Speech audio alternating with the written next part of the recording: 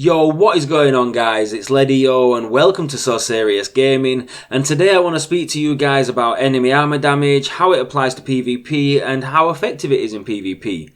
Before I get started, I want to give a huge shout out to Stelios Kapirakis on Twitter. I hope I pronounced that name right, by the way. This guy has been helping me with the maths. He gave me the idea for this video and he's been helping me with the maths and all that kind of stuff. So a huge shout out to that guy for taking time out in his days to help me make this video happen.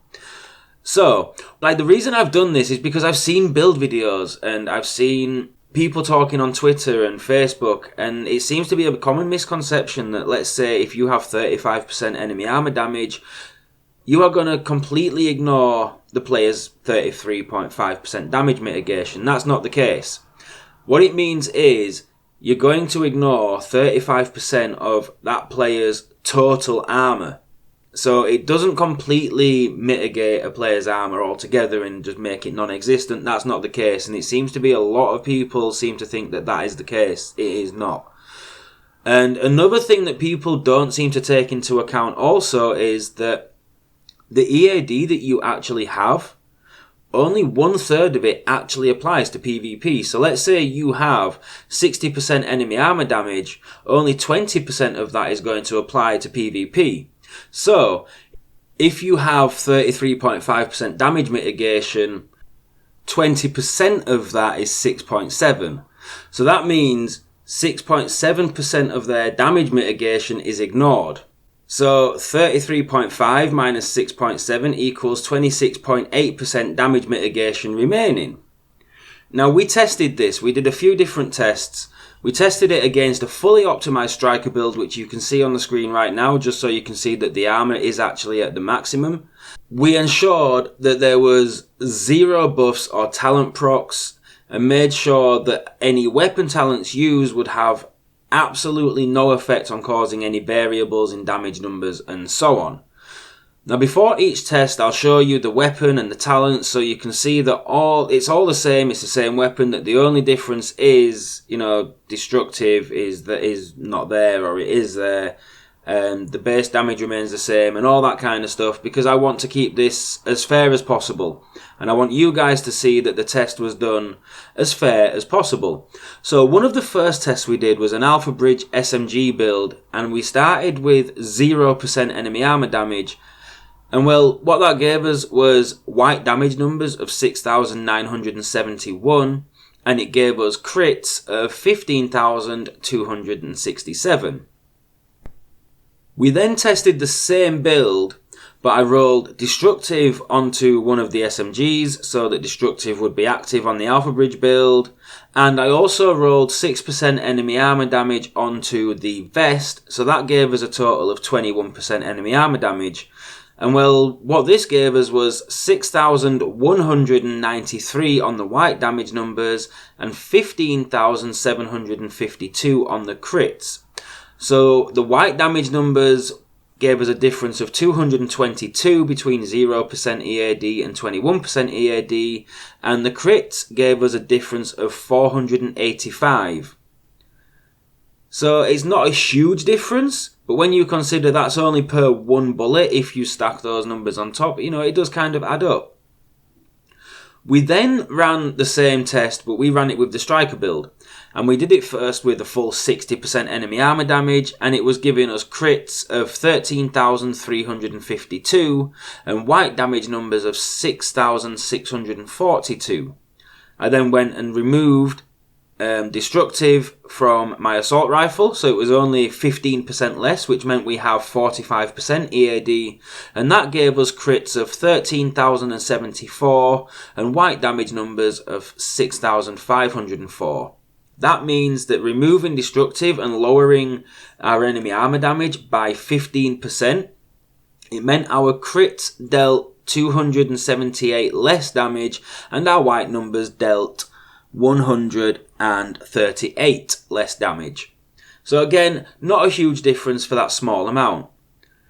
So what's the difference between running 0% enemy armor damage and running 60% enemy armor damage? Well, this is kind of hard to test directly, because in order for this to be a fair comparison and in order for this to be done properly and, have no discrepancies in the damage numbers or in any way, and for it to be literally the only difference being the enemy armor damage, I would need to be able to replicate my striker build completely but have 0% enemy armor damage, and then compare that to the numbers with 60% enemy armor damage on my striker.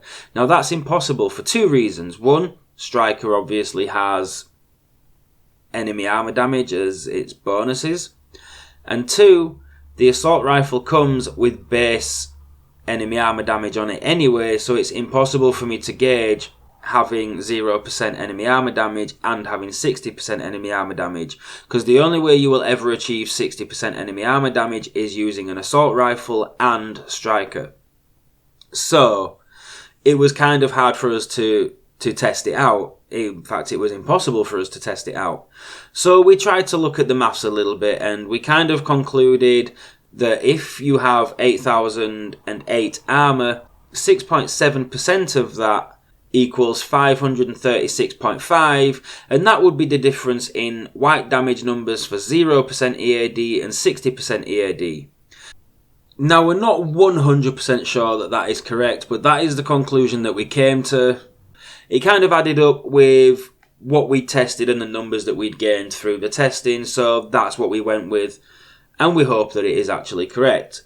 Now, if you apply that to your critical hits, then it's going to equate to probably, a few extra thousand damage for each crit hit. So you've got to take in mind, you've got to think that, if you're doing 2,000-3,000 extra damage per crit, 10 crits, that's an extra 20,000 damage and so on, but then you also have to take into account things like your striker stacks building up and helping you deal more damage and so on.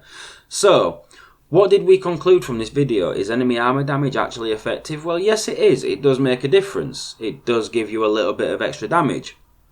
However, would I recommend running enemy armor damage over things such as responsive or unforgiving or deadly, fierce, vicious, or things like that? Probably not, unless I'm running striker. If you're running striker, yes, absolutely. Use an assault rifle because you get the base enemy armor damage on the assault rifle. Put destructive on the assault rifle. Roll 6% enemy armor damage onto your chest piece. Combine that with the striker bonuses giving you extra enemy armor damage. You have 60% enemy armor damage, and yes, it will make a difference. I wouldn't really recommend it as such on maybe like an AlphaBridge build, like some build videos I've seen out there recommending, because 35% enemy armor damage is meant to completely mitigate a player's armor, which, as you now know, is not the case, and it is far from how enemy armor damage actually works. So there you have it. I knew it was going to be effective, and I knew it was only going to be effective if you spec'd into it quite heavily, so the results for me weren't exactly surprising, because I kind of expected it. And yeah, there you have it, guys. So now you know how enemy armor damage works in PvP, you know the modifiers that's applied to it, and so on and so forth. So now you know whether or not it's worth using on the build that you want to use it on, and is it going to be any good for you to use. As always, guys, I appreciate you all watching. You guys are incredible. If you did enjoy the video, if you found it helpful or anything like that, please, please, please hit that thumbs up. If I missed anything, if I messed anything up, I genuinely do apologise. This is my first time doing anything like this, and this is a learning curve for me.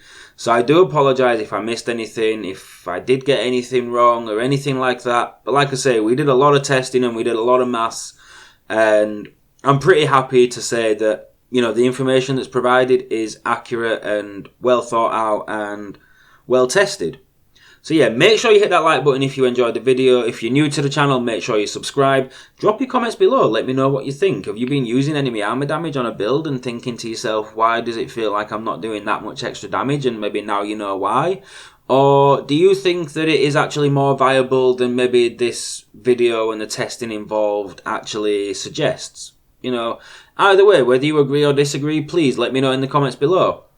As always, guys, you guys are awesome, and I'll see you in the next video. Peace.